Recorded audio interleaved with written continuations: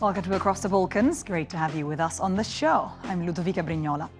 Despite being one of the smallest countries in the Balkans and the whole of Europe, Montenegro is attracting big investments. The latest country to step in is Türkiye, with the opening of the Turkish Chamber of Commerce in the Montenegrin capital Podgorica. Officials call it a win-win situation, saying both sides will benefit. Everything from tourism, housing and other major infrastructure projects are expected to see boosts in investments and job creation. Mirjana Miladinovic spoke with the vice president of the newly opened business chamber to see what companies and industries are set to see big gains. It all began with the idea of setting up a small association. But given the size of their trade and investments in Montenegro, Turkish entrepreneurs soon realized they needed something much bigger. Sayın Büyükelçimiz Barış Kalkavan bunun bir şey olursa, ticaret odası şeklinde olursa çok daha etkili olacağı yönünde bizi cesaretlendirdi. Yaklaşık 6 ay önce de Karadağ Türk Ticaret Odası'nı kurmak üzere karar aldık ve 6 ay içinde de bu oluşumu gerçekleştirmiş olduk. The Montenegrin capital Podgorica is now home to a new Turkish Chamber of Commerce. Right now, Türkiye is among the top 10 foreign investors in Montenegro, and the volume of bilateral trade between the countries is well above $200 million. Turkish investors are attracted by Montenegro's low tax rates, easy customs procedures, strategic location, and also its potential. Karadağ ile tarihi, insani, siyasi ve kültürel bağlara sahibiz. Bu güçlü bağlar ekonomi alanında da her geçen gün derinleşmektedir. Karadağ stratejik konumuyla, altyapısıyla ve turizm potansiyeliyle Adriyatik Denizi'ne açılan coğrafi ve lojistik bir cazibe merkezi haline gelmiştir. Ticaret adamlarımızın ortaya koyduğu 250 milyon dolarlık ticaret hacmi hedefimize bu yıl sonunda ulaşmayı öngörüyoruz. Ama biliyorum ki bu rakam Sayın Cumhurbaşkanlarımız için yeterli olmayacak. Among the founders of the chamber is Turkish Airlines. The national carrier has now increased its weekly flights from 14 to 17 and is looking to bring more than 100,000 tourists from third countries to Montenegro a year. Another Turkish company, Pegasus, will also start flights to Montenegro from July 19. Turkish entrepreneurs see Montenegro as an attractive logistics center and hope that the country's new Turkish Chamber of Commerce will be of great help in future trades. And on the flip side, the Montenegrin economy also expects a growth of Turkish investments in transport, energy and tourism. Montenegrin Prime Minister Dritan Abazovic says the opening of the Turkish Chamber of Commerce is historic.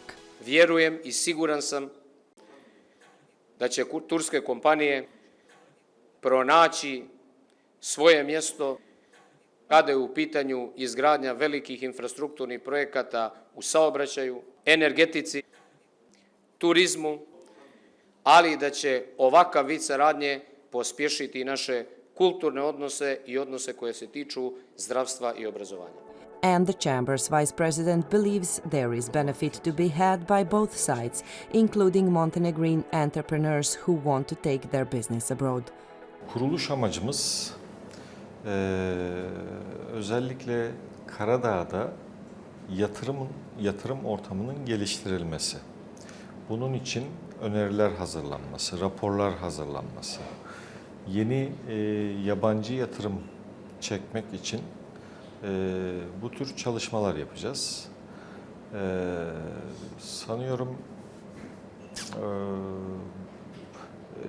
ayrıca iş gücü, nitelikli iş gücünün arttırılması konusunda çalışmalar yapacağız. Bütün bunlar yatırım için gerekli noktalar. Montenegro currently has hundreds of active Turkish companies, and the chamber now expects that number to climb. Already we have a lot of intention from Turkish investors for Montenegro. For example, in tourism sector, we are waiting a very big chain of the hotel groups in Tivat, in Budva, and in Herzegovina. They will be coming soon. And for many, that is exactly what the Montenegrin economy needs. Vjerujemo da će doći do promjene u značaju firmi u kontekstu neuticaja na crnogorsku ekonomiju i da ćemo imati više investitora, posebno u ovim granama koje su važne za nas razvoja, ali važne i za pouzdane investitore. Za ozbiljne poduhvate i ozbiljne napretke u ekonomiji infrastruktura je nezaobilazan faktor. Znači, govorimo i o željezničkoj, putnoj infrastrukturi, ajde da ne govorim sad o aerodromima koji su aktuelni, znamo zbog čega i turski investitor je zainteresovan bio i za aerodrome, ne samo turski, jel tako? To su preduslovi za razvoj ekonomije u svakom smislu. At the moment, Turkish Chamber has 13 members, but the plan is to more than triple that by the end of 2023. Mirjana Miladinovic, TRT World, Podgorica, Montenegro. Now let's broaden out this issue and talk about Turkish investments in the whole region with Aylin Unver-Noy. She is a professor at Haliç University in Istanbul. Thank you very much for joining us today. Professor, Turkish relations and trade relations with the Balkans really date back hundreds of years. Can you tell us what sort of impact this new Chamber of Commerce in Montenegro will have on trade relations? And also, how was the news received in Türkiye and Montenegro, in your opinion? As you know that in recent years, Montenegro became a destination that attracts the Turkish investors. And so this newly opened Turkish Chamber of Commerce in Montenegro mission is to strengthen bilateral trade and investment ties between Turkey and Montenegro by facilitating establishment of Turkish companies in Montenegro, providing consultancy on how they can work in Montenegro. So in this regard, it's an important step to boost economic ties, economic relationship between Montenegro and Turkey. So it has also, of course, impact and positive impact on in the Balkans in general. Right, and strengthening the ties, right, Professor? But in what sense? Because during the inauguration of the new chamber, Turkiye's Foreign Minister Hakan Fidan pointed out the importance of Turkish investments in the country, in Montenegro now amounting to 344 million euros. I wonder, what are the main sectors that have been targeted by Turkish investments in Montenegro? What other sectors may benefit? Fidan mentioned energy, education, information technology even. Can you help us understand in what way? Actually, there are plenty of areas in cooperation between two countries, but there are some specific areas that attracts the Turkish investors. Warm climate of the country and the beauty of its nature and its strategic location, as you know, that is proximity to European countries, also is a good create a kind of an advantages for the business people who wants to make investment in tourism sector in Montenegro, and also Turkish experience in other sectors like construction, infrastructure, and energy also gives an opportunity both countries to develop their investment relationship in these sectors as well. And also low cost management and Montenegro's advantages in taxation, and also provides the investors a good opportunity to make investment in this country. So there are plenty of areas, including the energy, as you mentioned, is another area for the renewable energy sources, hydroelectric projects, central projects. So these are the areas that both countries can discuss and more develop their investment and economic relationship on. Right. So a lot of benefits, right, especially on the tourism front, potentially also on the infrastructure front that you've mentioned. But I do want to ask a question on Montenegro itself, because the country has a very complex economic situation. It is one of the poorest countries in Europe. Unemployment numbers are very high, around 17% for the latest figure this year. First of all, what are the priorities for Montenegro? What needs to be fixed and addressed first? Of course, this development of economic relations between two countries and the Turkish investment in the Montenegro, Turkey is one of the top 10 country in foreign direct investment in Montenegro. So this gives Montenegro a chance to cope with its challenges with regards to unemployment, as you mentioned. And so increase in the investment means that there will be need for more workforce for the Turkish companies who want to work in Montenegro. So this is a positive. This will have a positive outcome for the country in terms of its employment of the increase in the workforce of the Montenegro. Interesting that this can really help with those employment numbers in Montenegro itself as well. I wonder, what benefits is the Chamber expected to deliver to Türkiye as well at the same time? I mean, the Balkans have always been seen as a gateway to Europe. Is this why Türkiye is interested? Does this have to do with economic and security relations, or is there more?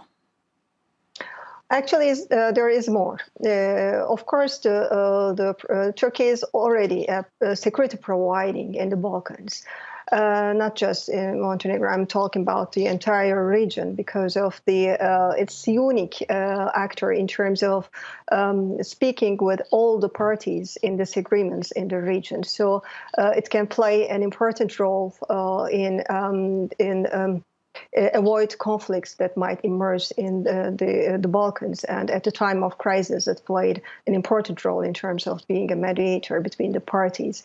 And at the same time, it is a strong economic, political relationship. And also it has quite close defense cooperation with some of the Balkan countries. And it also supports the Balkan countries' NATO expansion and the European Union membership aspects. And so that's why Turkey's contribution to stability and the peace in the Balkans is utmost importance for the country.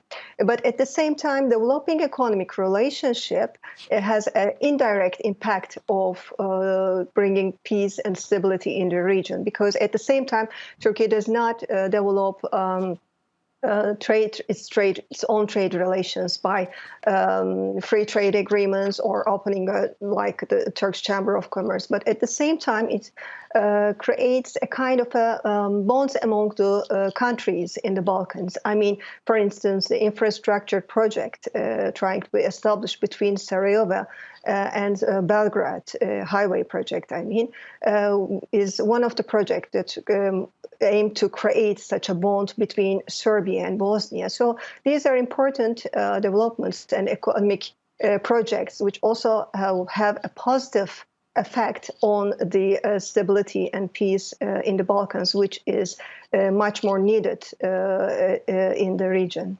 Interesting. So geopolitical importance as well, right? And speaking about investments, in which areas do you see the biggest investment potential for Turkish companies? A few weeks ago, Turkish Airlines announced its decision to increase flights from Istanbul to Montenegro, to both Podgorica and Tivat, for example. What's top of mind for investors? Can you give us some examples on the airports fronts, on the infrastructure fronts as well, on the bridges that you were mentioning? Yeah. Yes, as you said, Turkish Airlines increases flights to Montenegro. At the same time, another airline company in Türkiye will start its flights to Montenegro as of 19th of July.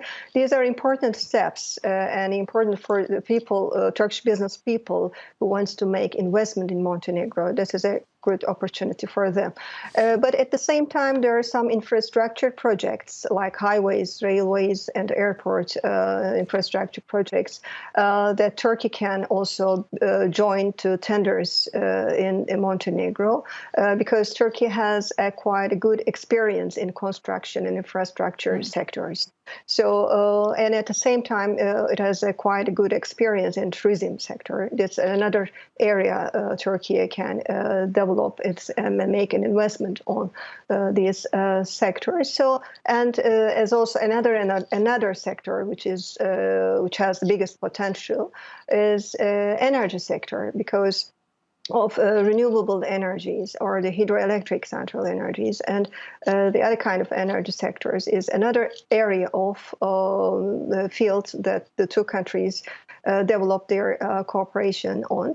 And after the war in Ukraine, because the energy security became an important issue in the region, so that's why that will be the another area that both countries can develop their relationship.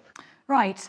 On Montenegro itself, we've just heard in the report by our colleague, essentially, that the mission now is also to improve the investment environment in the country, in Montenegro. Are you optimistic on that front, or will it be difficult? Of course, everything has some kind of difficulties, but of course, Turkish Chamber of Commerce aim is to strengthen the bilateral economic ties between two countries, and it also will help to facilitate the business people to make investment or work in this country. So this will have a positive effect on this term. So. It also aimed to attract, as you mentioned, the foreign investors, especially the Turkish investors, to a region. It's already restarted because there are Turkish companies who worked in Montenegro, and also this Turkish Chamber of Commerce will add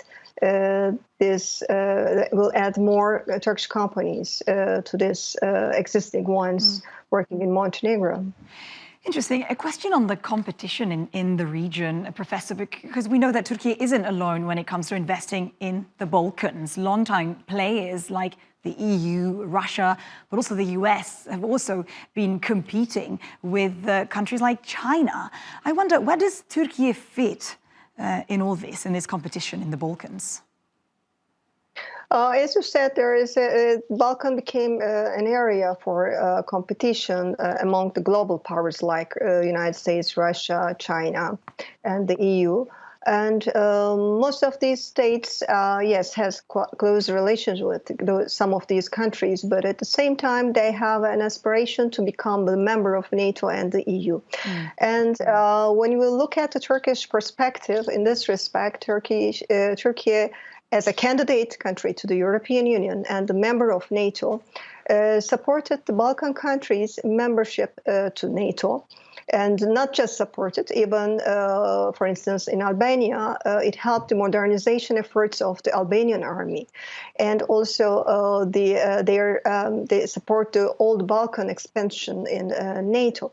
But at the same time, as a candidate to the EU, also supports their membership aspiration to the European Union. So in this respect, Brussels and Türkiye is in line with that expansion of Euro-Atlantic alliance in the region. But on the other hand, Türkiye has a unique actor in comparison to EU and other actors, which is in a kind of a competition because it is the actor who can speak with all parties. Türkiye has a good relations with Serbia, and it sees Serbia as an important country for the stability in the Balkans, and at the same time has a good relations with Serbian population in Bosnia, Kosovo, and other countries in the region.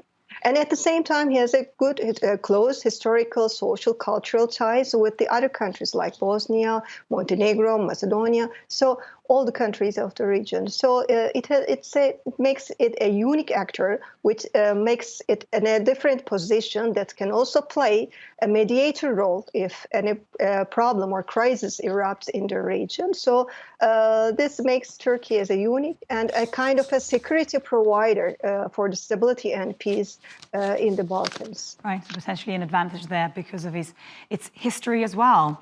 Professor Aylin Unvernoy, thank you very much for being with us today.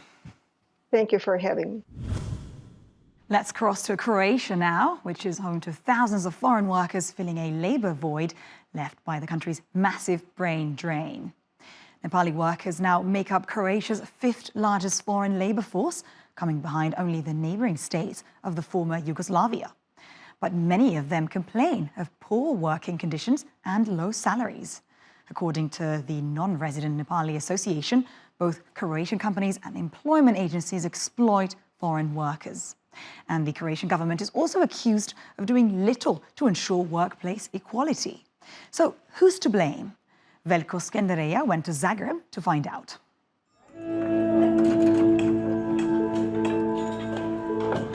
Croatia is now home to thousands of foreign workers. They arrived here to replace Croats who have gone to better-paying EU countries over the years and drained the regional labor pool. Nepalese workers are hard workers. We work more than 16 if we need it, because we came to earn money in the year, so extra hour is good for us, so that we can save some money and we can send to Nepal to feed my family.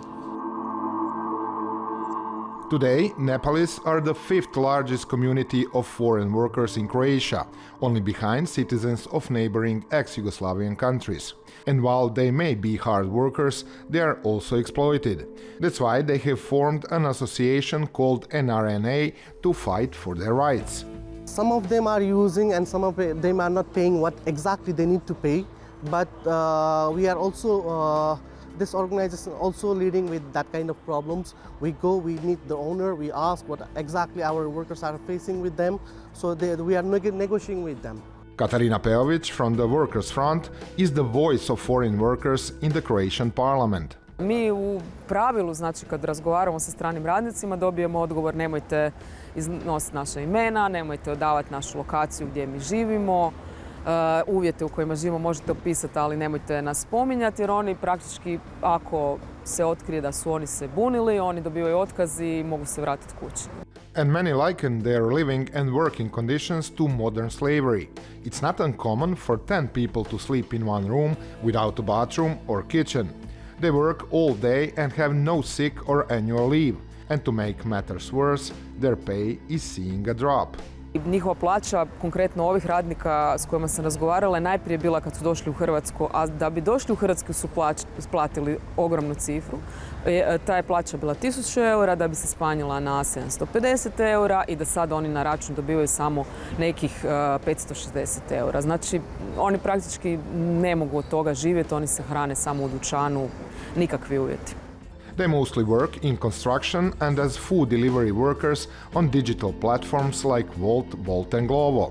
And their conditions are like that mostly because they are employed through intermediary employment agencies or so-called aggregators. Foreigners working with these so-called aggregators and who have been lent out to companies like Bolt and Glovo are experiencing the worst conditions. On average, they work 10 or 12 hours a day, 6 days a week. We tried to reach to these small business owners, but they have refused to talk. And foreign workers don't want to talk either, for fear of being sacked. And despite the fact that foreign workers represent unfair competition, domestic couriers also support the push to provide them with better conditions. They have even organized protests to fight for both their rights and those of their foreign colleagues. Ti agregatori, znači te firme, agencije koji su njih doveli u Hrvatskoj,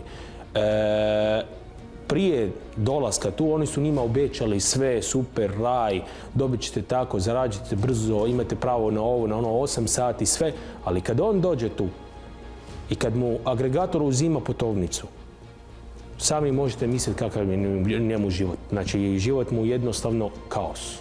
Nader earns just over $2,000 a month on the road, working the standard 40-hour week.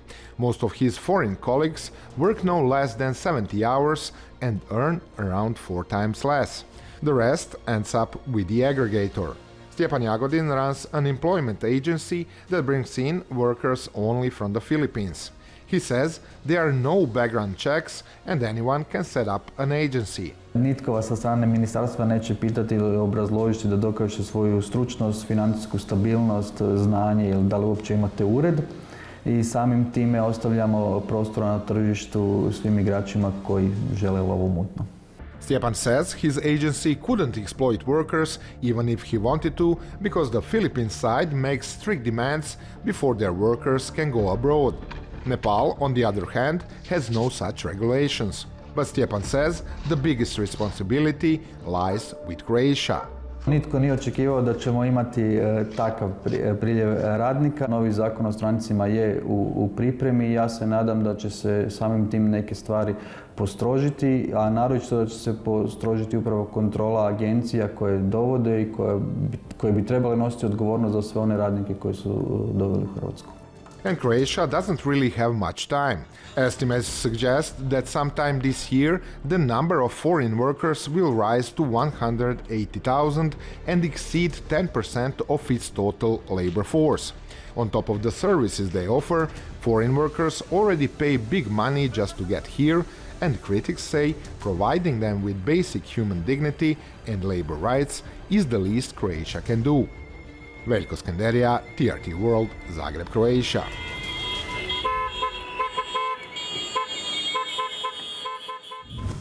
And that's it for this week. Thanks for watching and see you next time.